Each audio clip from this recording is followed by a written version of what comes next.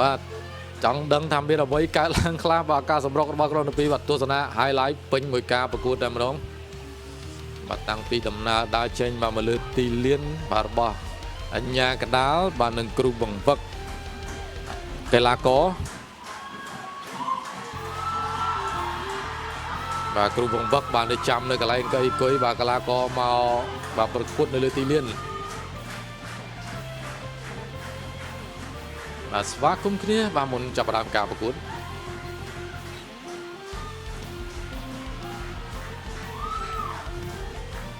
បាល់កែចេញពីជើងបាទរបស់ក្រុមបាល់ទាត់ ISI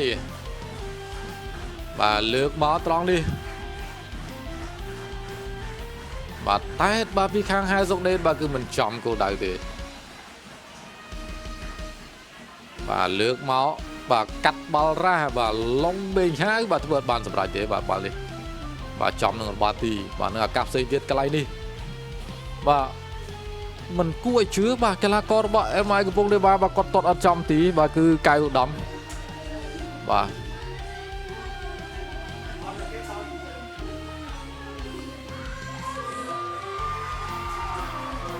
បាទកន្លែងនេះបាទគឺបាទលើកមកឡុងបេងហៅធ្វើបានសម្រេចទៀត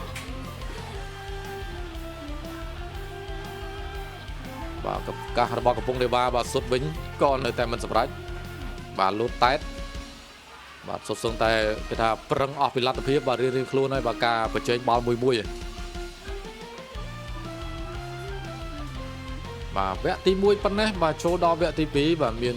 រឿងជាច្រើនបានកាត់ឡើងបាទការសម្រុករបស់ក្រុមទាំងពីរ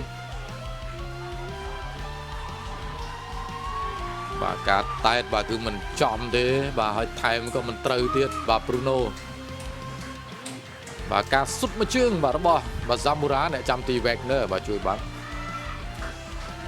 ហើយការលូតទាត់បាទពីសាមូរ៉ាបាទទៅចំមុខបាទសំអល់ទីណាកាតលឿងមួយ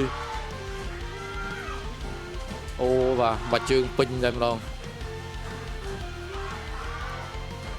បាទហើយកន្លែងនេះហើយបាទដែលម៉ុនបុនថាប់បាទទាត់ផ្ទប់មកបាទគឺគាត់ឈឺជើងដែរបាទគាត់មើលជើង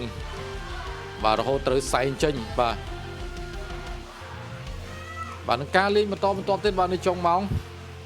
បាទលោតមកត្រង់នេះបាទអ្នកចាំទីគាត់អត់ចំហបាទបុកនឹងស្មៅបាទចុងក្រោយញ៉ាកដាល់បាទប្លង់កញ្ចែបញ្ចប់ការប្រកួត